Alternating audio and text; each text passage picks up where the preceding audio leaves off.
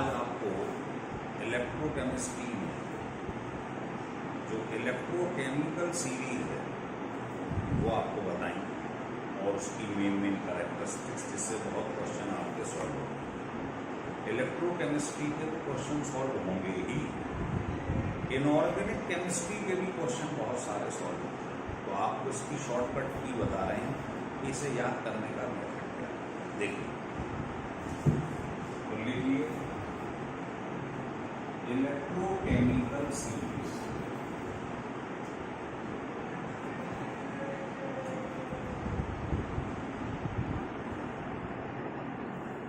जिसको हम बार बार ECS से पुकारेंगे। इसका दूसरा नाम है मेटेलिक सीरीज, क्योंकि इसके अंदर आपको सब मेल्टिंग और मेटल होते हैं बहुत ज़्यादा रिएक्टिव, इसलिए इसका नाम रिएक्टिविटी सीरीज भी है। तो कई सारे इसके नाम हैं, लेकिन ये रिएक्टिविटी के बेसिस पे ही बनाई जाती है, इसलिए इसे रिएक्टिविटी सीरीज भी कहते हैं।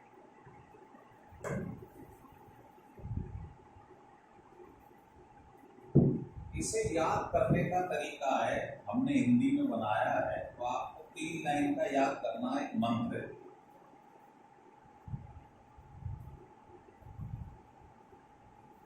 लिख बा, अलग से लिख के दिखा रहा हूं, लिख बा जैसे लिखती लिख, सर का, सर का, नमगल, नमगल, NAM, नम, GAL, नमगल, मंजन, MNZ, मंजन।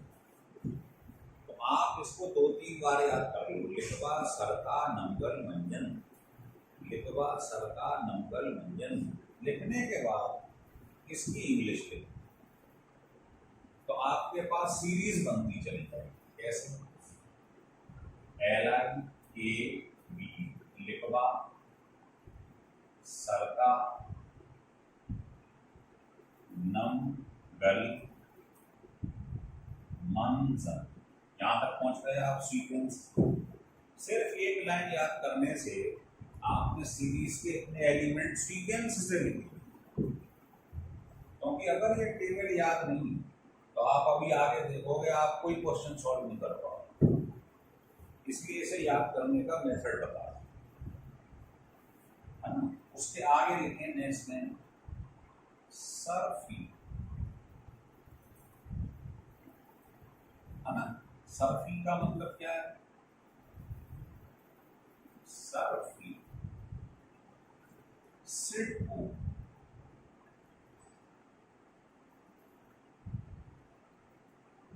सीडी सीड सिड, निसन पव, निसन NIS पव, पी निसन पव। उसके बाद हाइड्रोजन लिख लो, यहाँ रुक जाओ, हाइड्रोजन लिख के रुक जाओ। उसके बाद लिख लो कब, अज, बिटाई, बस हो गई खत्म।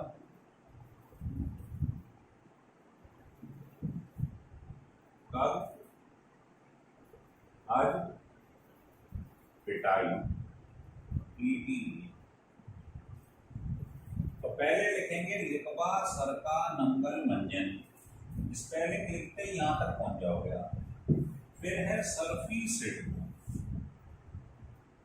सरफी सिडको। फिर निसंपक, 2-3 बार याद करोगे मास्टरी हो जाए। फिर H2 पे आगे रुक जाओ और फिर लिख लो कर, अज, बिटाई, हो गई पूरी। तो आपको केवल ये 3 लाइन का एक दोहा याद करना, तुलसीदास। लिखवा सरका नंगल मंजन, घर वालों को सुनाओ 3-4 बार। फिर सरफी सिड़को निसंपा, फिर इनको एक साथ बोलना है। लिखवा सरका नंगल मंजन, सरफी सिड़को निसंपा, ऐसे 5-6 बार बोल लो।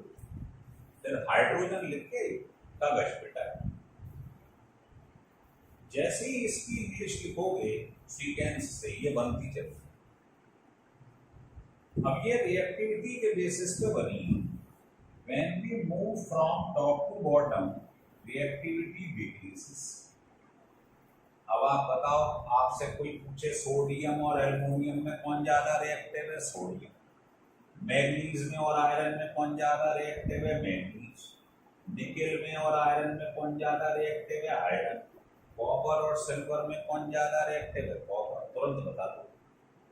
तो टेबल का याद होना बहुत जरूरी है, नहीं तो ईएमएफ का कोई क्वेश्चन नहीं होगा। तो पहली कैरेक्टरिस्टिक्स यही है कि reactivity decreases from top to bottom. It means lithium is most reactive among all the elements present in reactivity series. Lithium सबसे ज्यादा रिएक्टिव है क्योंकि टॉप पे आ।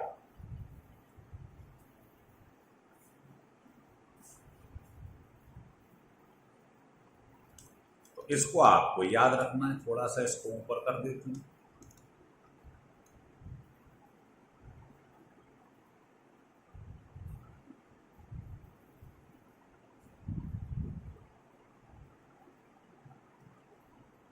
चलिए,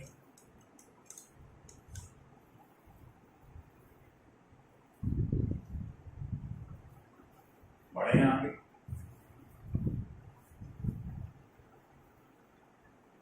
तो ये इसे याद करने की स्टाइल है, और ये याद नहीं है तो कुछ नहीं याद है। ये सब तो इसकी जो कैरेक्टरिस्टिक्स हैं वो क्या?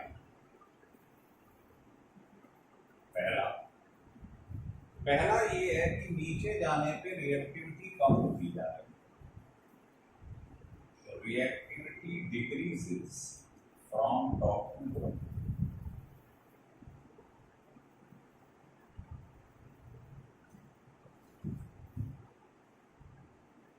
है ना? तो अगर 2-4 एलिमेंट ले लूं, इसमें से मान लो सोडियम ले लूं, पेपर में दे देता है एल्युमिनियम ले लूं और आयरन ले लूं, तो क्या ऑर्डर हो जाएगा रिएक्टिविटी का?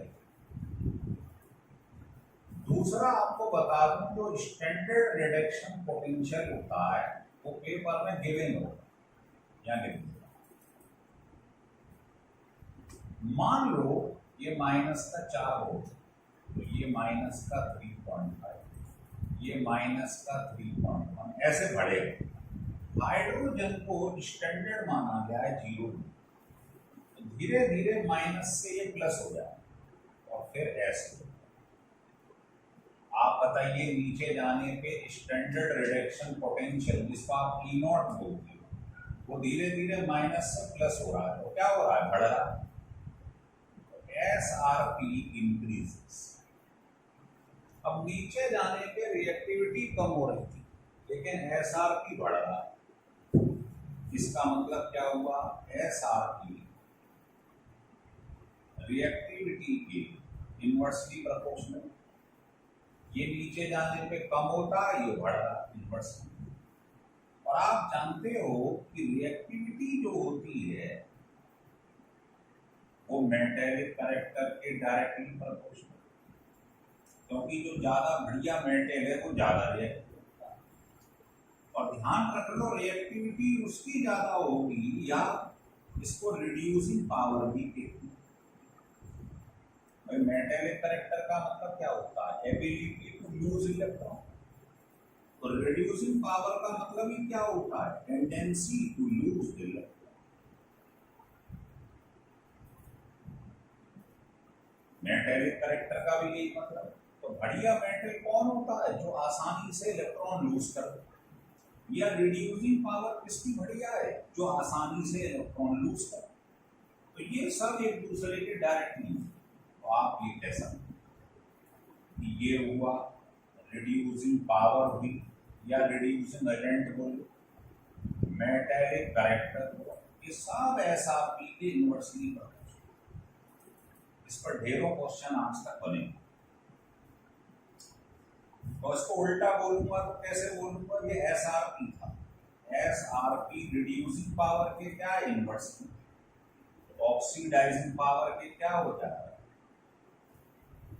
डायरेक्टली, इसके इन्वर्सली है रिड्यूसिंग पावर के, ऑक्सीडाइजिंग पावर के डायरेक्टली। जैसे एक क्वेश्चन जरूर देखें, 3 एलिमेंट है ए बी सी और उनका एसआरपी पेपर में गिवन है, ये और तो आपसे कह रहा है ऑर्डर ऑफ रिएक्टिविटी। तो आपने पढ़ा है रिएक्टिविटी क्या होती है, इसके इन्वर्सली प्रोपोर्शनल। तो जिसका सबसे कम है वो सबसे ज्यादा रिएक्टिव। फंडा ये लगा, रटे नहीं चीज को समझ। ऐसे कोई पूछे तीनों में से बताओ रिड्यूसिंग पावर का ऑर्डर क्या है, तो रिड्यूसिंग पावर भी एसआरपी के क्या इनवर्स, ये आंसर होता है।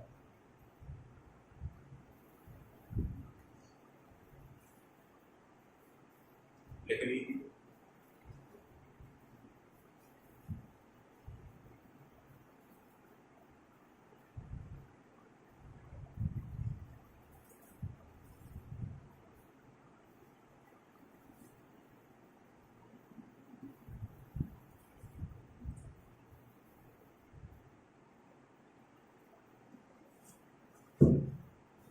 हो गया क्लियर।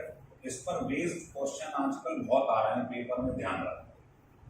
तो अभी मैं आपको 3-4 क्वेश्चन अभी रिसेंटली आए हुए आईआईटी के करवाता हूँ, जिससे आपको इस टाइप के क्वेश्चन में महारत हासिल हो जाए। क्वेश्चन क्या है देखिएगा। पहला सवाल 2020 आईआईटी में आया। क्वेश्चन ये है कि मेरे पास ये जिंक है, ये कैल्शियम,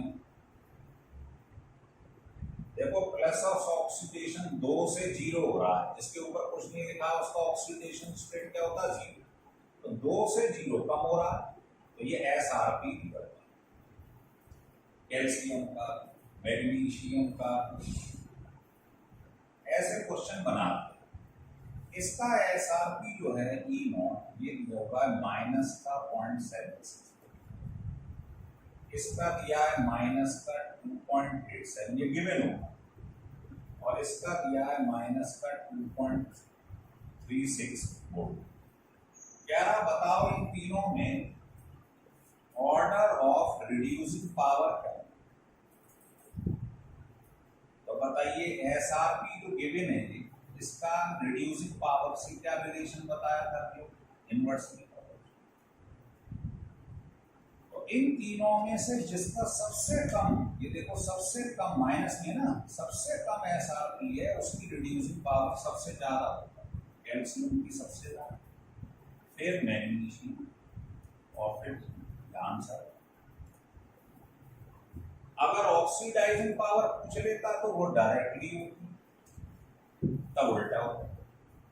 दूसरा क्वेश्चन देखिए 2020 आईआईटी का फिर से दूसरा सवाल जो आया है,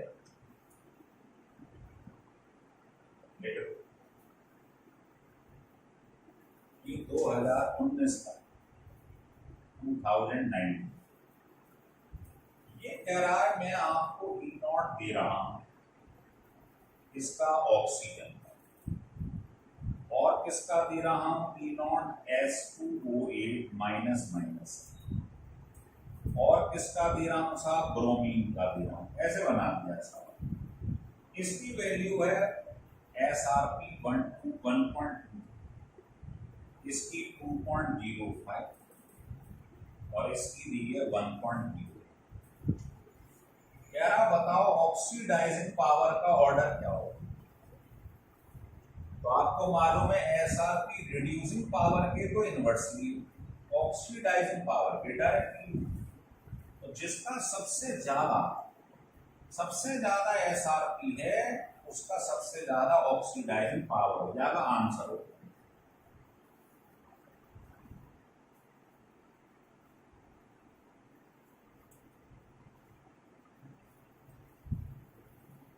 एक एक लाइन के क्वेश्चन है।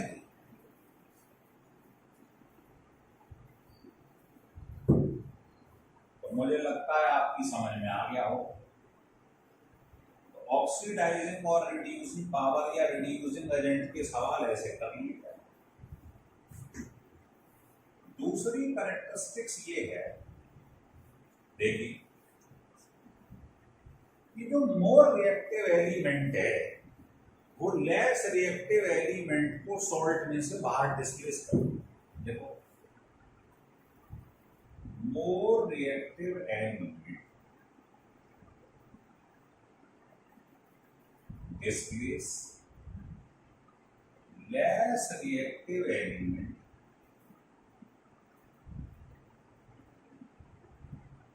from its salt।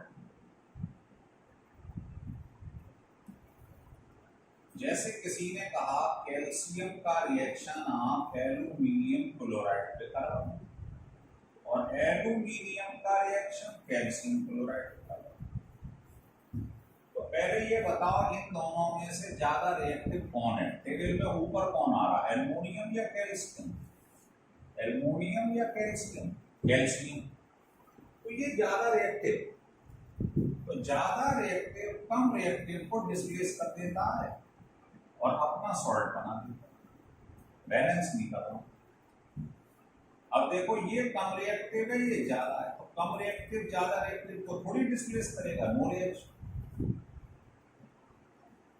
ऐसे ही क्वेश्चन ऑफ आपने मान लो कोबाल्ट का रिएक्शन करवा दिया सर इस पर जिंक क्लोराइड, अब आप खुद ढूंढ के बताओ कौन सा होगा कौन सा नहीं।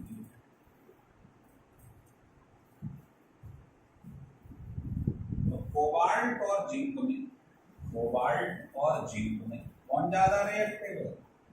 जिंक, क्योंकि ऊपर आ रहा है, तो कम रिएक्टिव ज्यादा रिएक्टिव को थोड़ी डिस्प्लेस करेगा। ये लिखा है मोर रिएक्टिव डिस्प्लेस करता है, लेस रिएक्टिव ये इसको उठा के फेंक देगा और अपना सॉल्ट। ऐसे ही आपने नॉन मेटल में देखा हो ऑर्डर ऑफ रिएक्टिविटी, फ्लोरीन सबसे ज्यादा रिएक्टिव होता है, बड़ा इसकी इलेक्ट्रोनेगेटिविटी भी हाईएस्ट। अब आपसे कोई कह दे KF का रिएक्शन क्लोरीन पे करवाओ या KCl का रिएक्शन आप करवाओ फ्लोरीन, कौन सा होगा बताइए? फ्लोरीन और क्लोरीन में कौन ज्यादा रिएक्टिव है? फ्लोरीन। तो बताओ ये कम रिएक्टिव है, ये ज्यादा है, तो क्या डिस्प्लेस कर पाएगा इसे? लेकिन ये ज्यादा रिएक्टिव है क्लोरीन, कम फेंक देगा उठा, ये हो जाएगा ये नहीं। सिमिलरली आपसे किसी ने कहा ब्रोमीन का रिएक्शन KCl, अब बताओ ब्रोमीन और क्लोरीन में कौन ज्यादा रिएक्टिव है? क्लोरीन। तो कम रिएक्टिव ज्यादा के संग थोड़ी रिएक्शन करेगा, लेकिन अगर आपने ज्यादा रिएक्टिव का कम वाले के सॉल्ट के संग रिएक्शन कराया तो ये इसे डिस्प्लेस कर और अपना सॉल्ट बना। तो बहुत इंपॉर्टेंट कैरेक्टरिस्टिक्स लिखी।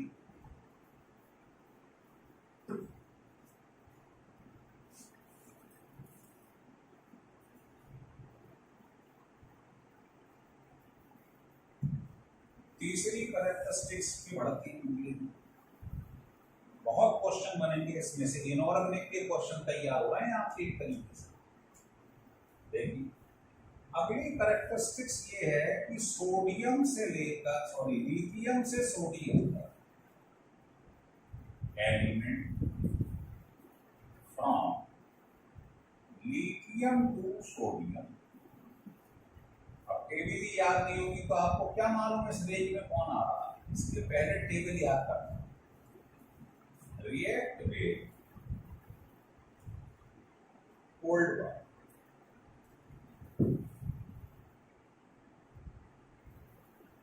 form hydroxide and displace hydrogen।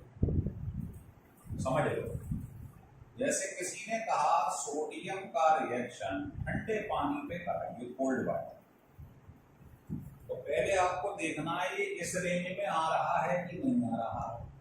Lithium से सोडियम तक आ रहा है तो ये अपना हाइड्रोक्साइड बना लेगा और हाइड्रोजन डिस्प्लेस करेगा।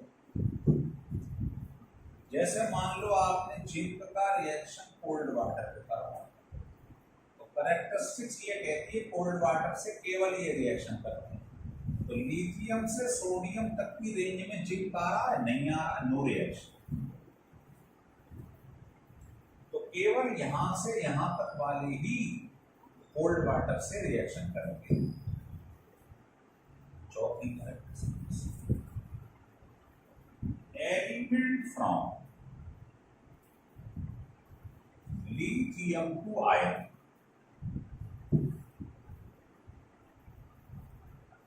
react with steam,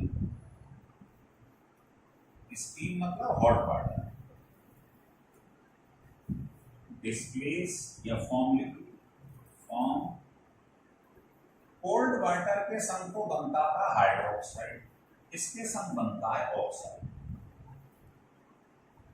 and hydrogen दोनों में निकलती है, लेकिन इसमें ऑक्साइड बनता है, उसमें हाइड्रोक्साइड। कहां से? लिथियम से आयरन, लिथियम से आयरन। मान लो आपने एल्यूमिनियम ले लिया और उसका रिएक्शन स्टीम पे करवा दिया, तो क्या इस रेंज में आ रहा है एल्यूमिनियम? इस रेंज में एल्यूमिनियम आ रहा है, यस, इसका ऑक्साइड और हाइड्रोजन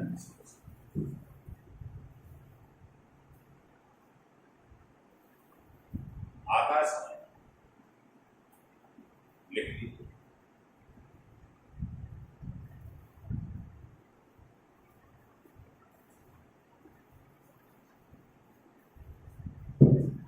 पांचवी कैरेक्टरिस्टिक्स देखिए,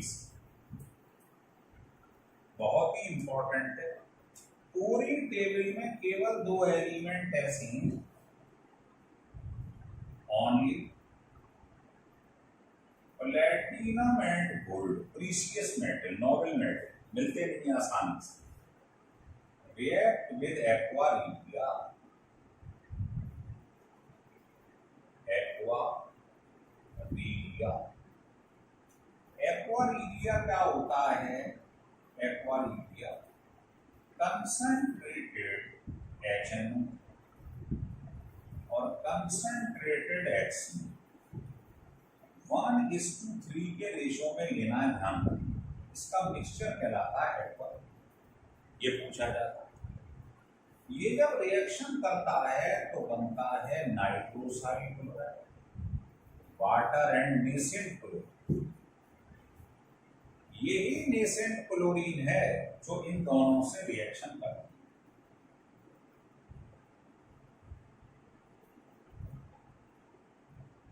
अब प्लेटिनम की वैलेंसी 4 है, 4 के संग पड़ेगा। गोल्ड की 3 होती है, तो केवल यही दो एलिमेंट हैं जो एक्वा रिजिया मतलब इनके मिक्सचर से रिएक्शन करते हैं। पहले जब खुद रिएक्शन करेंगे बनेगी नेसेंट क्लोरीन, वो रिएक्शन करती है इन दोनों से। बहुत इंपॉर्टेंट रिएक्शन है, लिखिए।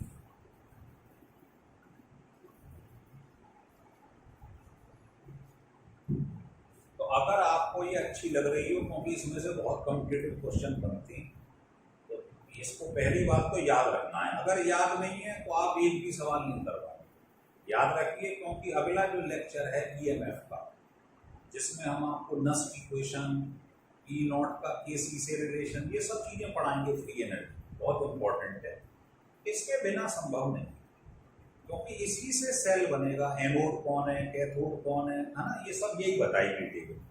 इसलिए इस टेबल को लर्न करिए और फिर इसकी कैरेक्टरिस्टिक्स याद करिए। अच्छा लगे तो सब्सक्राइब कीजिए और लाइक करिए, उससे मोटिवेशन होता है, ध्यान रखिए, जिससे हमें आगे वीडियो बनाने में मदद होती है।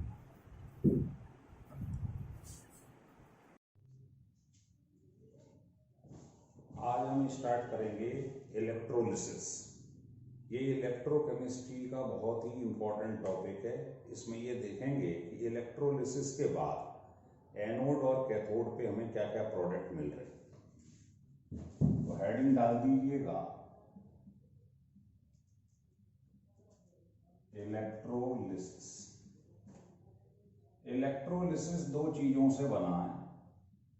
इलेक्ट्रो मीन्स इलेक्ट्रिसिटी और लिसिस का मतलब होता है डिकम्पोजिशन, टूट जाना, डिकम्पोजिशन।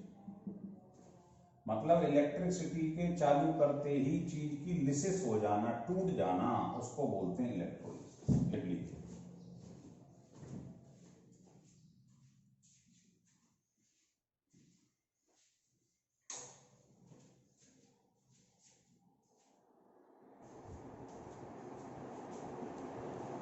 तो अब हम इलेक्ट्रोलिसिस स्टार्ट करेंगे। इसको आपको ढंग से देखना।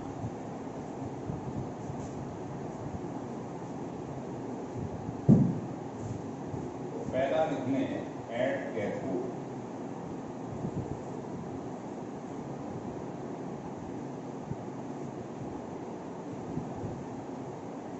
तो एक पॉइंट लिखें है, लिखो in general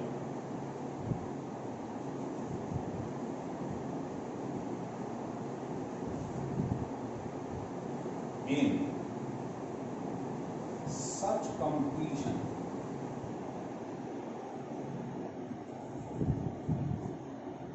of the ions having high value of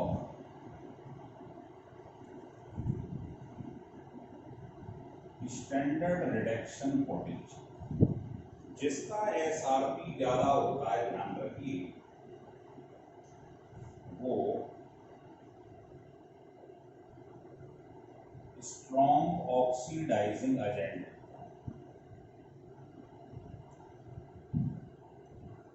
वो डिस्चार्ज हो जाता है पहले, डिस्चार्ज फर्स्ट। लिख लीजिए।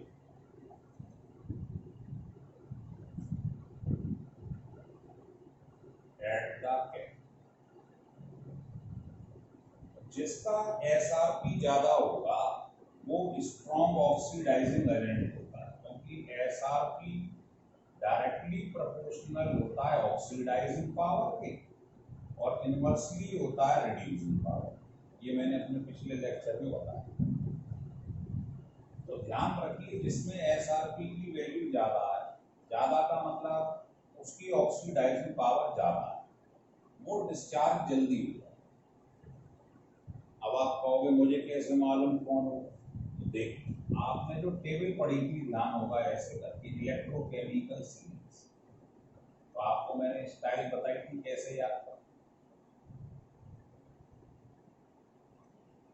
तो ऊपर से नीचे जाने पर, from top to bottom, SRP बढ़ता चला जाता है,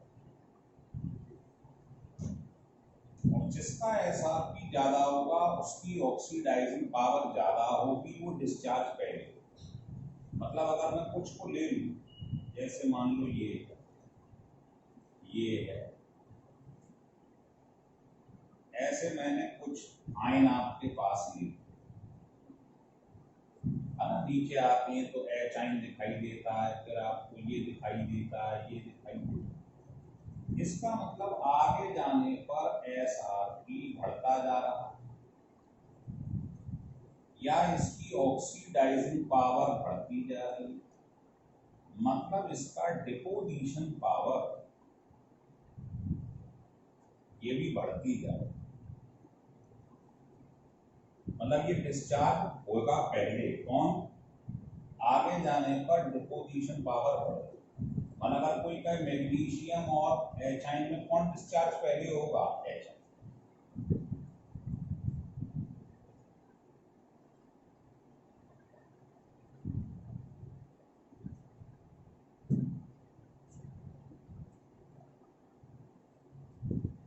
ऐसे ही पहले से लिखना, देखो सिमिलरली अगर मैं एनोड की बात करूं, एनोड होता है पॉजिटिव, उस पर कौन डिपोजिट होगा? नेगेटिव। कैथोड था नेगेटिव, तो उस पर डिपोजिट हो रहा था पॉजिटिव। एनोड में आपको मालूम ही है जिसकी लो वैल्यू होगी SRP, स्टैंडर्ड रिडक्शन पोटेंशियल, उसकी रिड्यूसिंग पावर ज्यादा होता है, inversely proportional.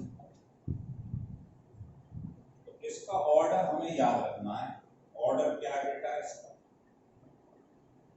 Sulphate, nitrate, OH ion, मतलब कुछ को ले लिया ऐसे सीक्वेंस। तो आगे जाने पर डिपोजिशन पावर बढ़ती है।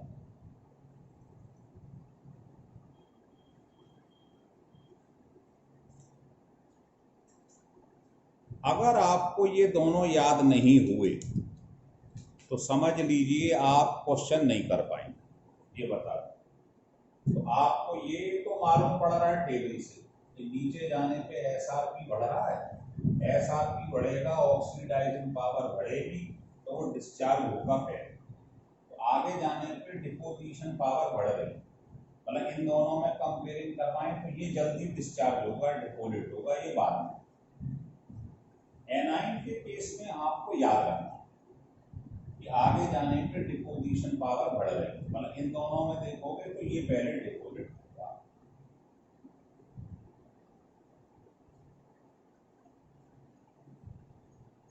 लिख लिया।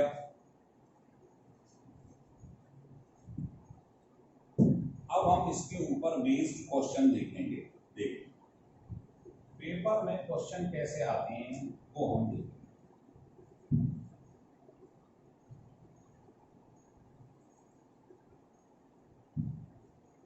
जैसे पहला क्वेश्चन ले लिया,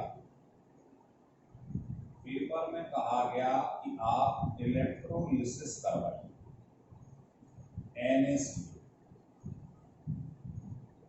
तो इसका तरीका ये होता है, सबसे पहले आप इसको ब्रेक कर, यहां लिख लो एट एनोड, यहां लिख लो एट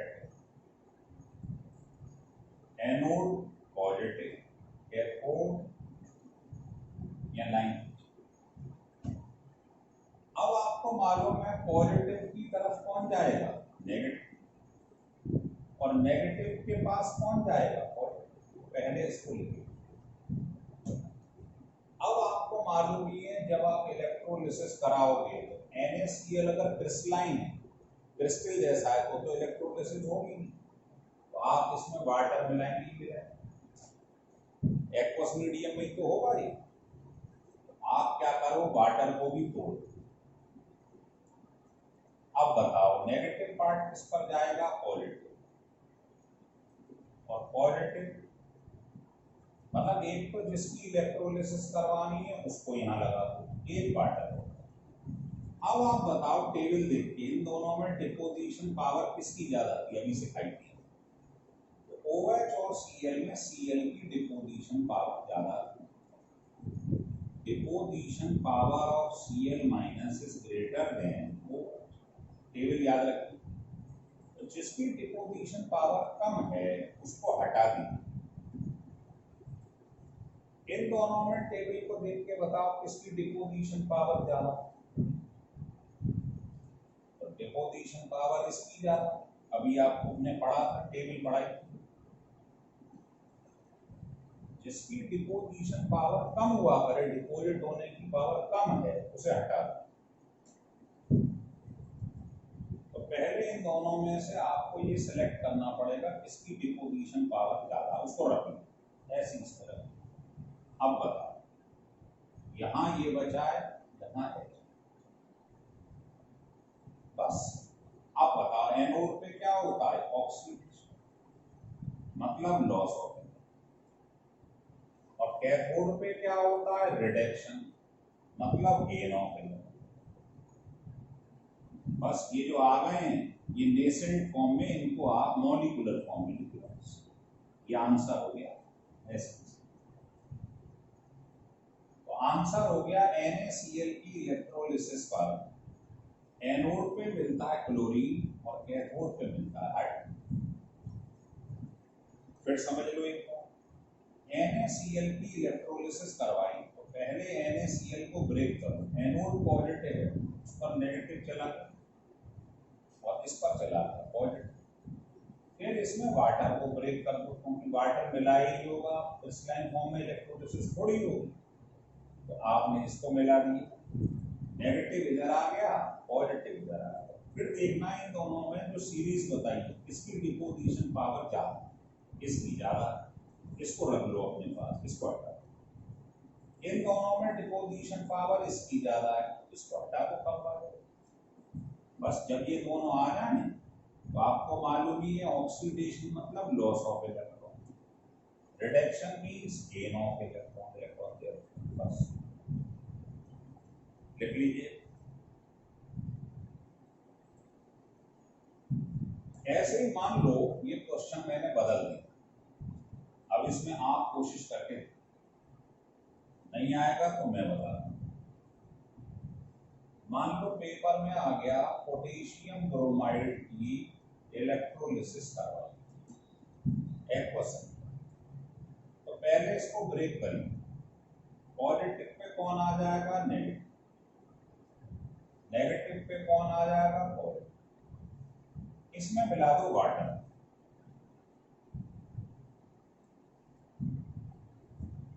अब आप बताओ इसमें किसकी डिपोजिशन पावर है, Br, टेबल याद होनी चाहिए, इसे हटा। इन दोनों में किसकी डिपोजिशन पावर ज्यादा, HI, इसको बता। इसके बाद कुछ भी करना, आंसर इसका ऑक्सीडेशन मतलब लॉस ऑफ इलेक्ट्रॉन, एक नेगेटिव है एक इलेक्ट्रॉन निकाल, और इधर होगा रिडक्शन मतलब गेन।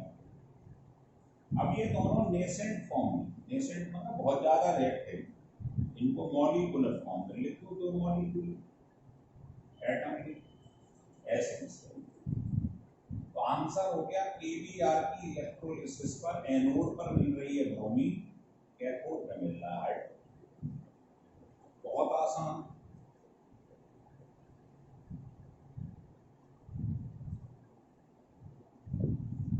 अब हम चल रहे हैं कुछ और एग्जाम के लिए। मान लो ऐसा हो जाए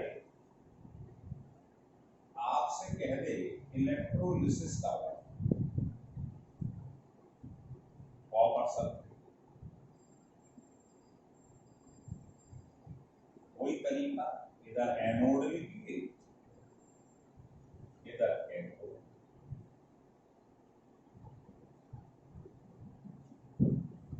क्या करेंगे, इसे ब्रेक कर दो, लिसिस मतलब टूट गया, डिकम्पोज।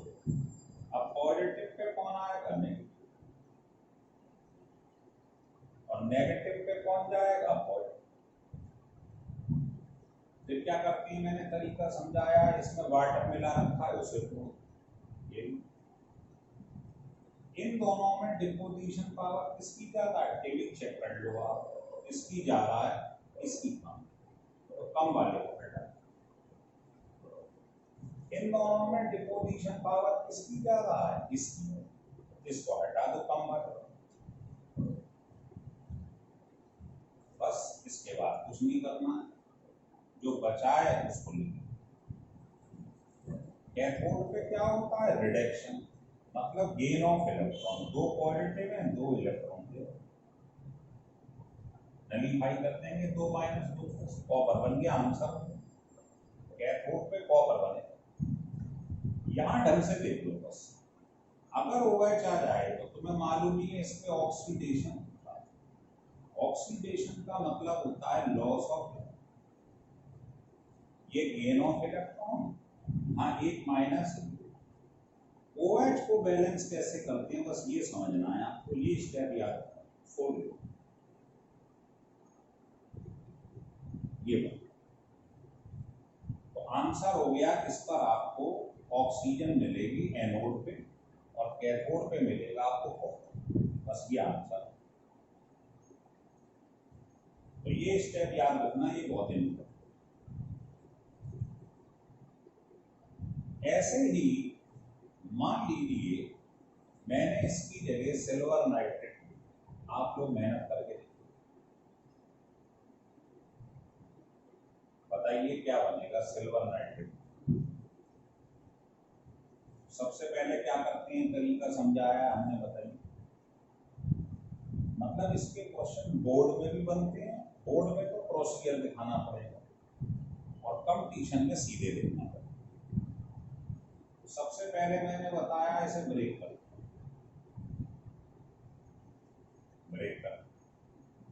फिर इसमें वाटर मिला। अब इन दोनों में किसकी डिपोजिशन पावर ज्यादा है, आपको मालूम है OH की, इसे हटा जिसकी कम है। इन दोनों में किसकी डिपोजिशन पावर ज्यादा है, जो मैंने सीरीज लिखवाई है, किसकी, तो कम वाले को हटा। इसलिए आपको वो जो सीरीज लिखवाई है वो याद रहनी चाहिए बस। अब आपको मालूम ही reduction means gain of energy, तो आंसर आ गया। इधर क्या करते हैं वो मैंने अभी समझा दिया, पहले ऑक्सीडेशन लॉस ऑफ एनर्जी और फिर इसको बैलेंस कैसे करते हैं अभी समझा। ये आंसर ये।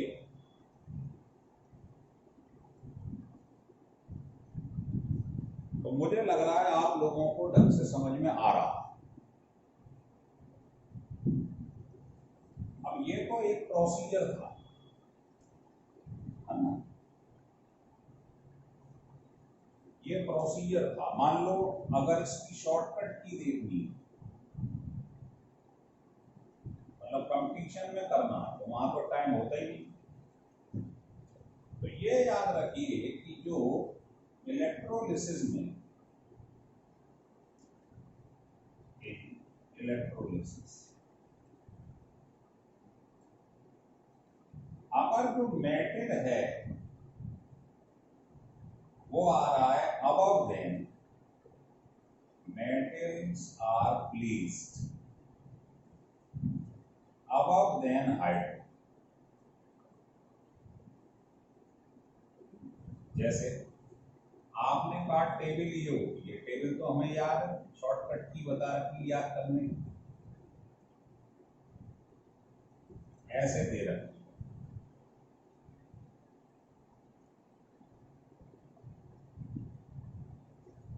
तो जो हाइड्रोजन से ऊपर एलिमेंट आते हैं, मेटल आते हैं हाइड्रोजन से ऊपर, जैसे मैंने कहा NaCl की इलेक्ट्रोलिसिस करवाओ, तो ये मेटल जो है Na हाइड्रोजन से ऊपर आता है।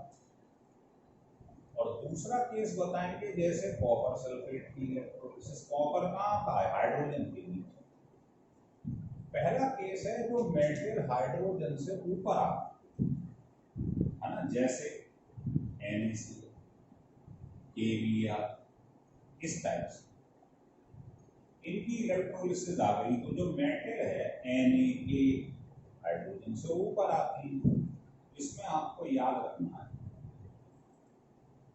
कि जो कैथोड है इसमें हमेशा हाइड्रोजन और एनोड पे मेटल बने। ये सॉरी, ये नॉन मेटल, तो नॉन मेटल कौन है, ये मेटल है, ये नॉन मेटल है, तो नॉन मेटल बने ब्लू। फिर देखो जैसे पेपर में आया KBr की इलेक्ट्रोलिसिस करवाओ, तो K का आता है हाइड्रोजन से ऊपर, तो कैथोड पे तो बनेगी हाइड्रोजन और एनोड पे बनेगा नॉन मेटल। नॉन मेटल मतलब नेगेटिव ब्रोमीन। ये शॉर्टकट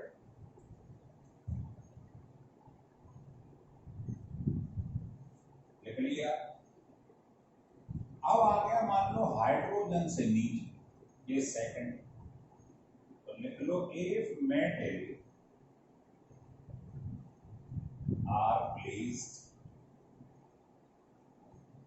बिलो देन हाइड्रोजन, जैसे CuSO4 की इलेक्ट्रोलिसिस करानी है, तो Cu कहाँ का है, हाइड्रोजन से नीचे। सिल्वर नाइट्रेट Ag कहाँ का है, हाइड्रोजन से नीचे। इसमें क्या करना है, बस ये याद रखिए, एनोड पर हमेशा ऑक्सीजन, और कैथोड पे मेटल बनेगा, जो भी, जैसे इस केस में कॉपर बनेगा। अगर कॉपर सल्फेट का करवा दूं इलेक्ट्रोलिसिस तो आंसर हो गया, बताना बिना कुछ करे। सिल्वर नाइट्रेट की इलेक्ट्रोलिसिस करवाई तो सिल्वर देखो कहाँ, हाइड्रोजन से भी। तो याद रखिए एनोड कैथोड, अगर हाइड्रोजन से नीचे आ रहा है मेटल तो एनोड पे तो ऑक्सीजन बनेगी और कैथोड पे मेटल बनेगा। मेटल मतलब पॉजिटिव, सिल्वर बनेगा। तो बोर्ड में प्रोसेस दिखाना पड़ेगा, कंपटीशन में सिंपल ध्यान रखना। अगर चीज मेटल हाइड्रोजन से ऊपर है तो कैथोड पे हाइड्रोजन, नीचे है तो एनोड पर ऑक्सीजन। एक तो बात ये याद रखना, इसमें मेटल मिलता है उसमें नॉन मेटल मिलता है, बस। अब जैसे बिना कुछ करे आपको मान लो आंसर देना, बिना कुछ करे तो पेपर में आ गया साहब आपके पास में ये दिया हुआ कॉपर नाइट, इसकी इलेक्ट्रोलिसिस करते हैं तो कॉपर कहाँ आता है बताइए, हाइड्रोजन से नीचे। एनोड और कैथोड, एनोड पे हमेशा क्या बनेगी, ऑक्सीजन, और कैथोड पे मेटल बनेगी। और अगर मैं आपसे कह देता नहीं साहब मेरे पास तो मैग्नीशियम क्लोराइड है, तो मैग्नीशियम कहाँ आता है, हाइड्रोजन से ऊपर। तो बताओ क्या सिखाया है, कैथोड पे क्या मिलेगा, हाइड्रोजन, और एनोड पे नॉन मेटल क्लोरीन। तो ये इसकी शॉर्टकट है। मुझे लगता है आप लोगों को बिल्कुल क्रिस्टल क्लियर हो चुका हो। प्रैक्टिस करिए, अक्सर कर इसका क्वेश्चन आता है बोर्ड में भी, कंपटीशन। अगर आपको अच्छा लगे तो सब्सक्राइब कीजिएगा और इसको लाइक करें, है ना। तो बस इसको बार बार पढ़ना है, स्किल करें, तब समझ में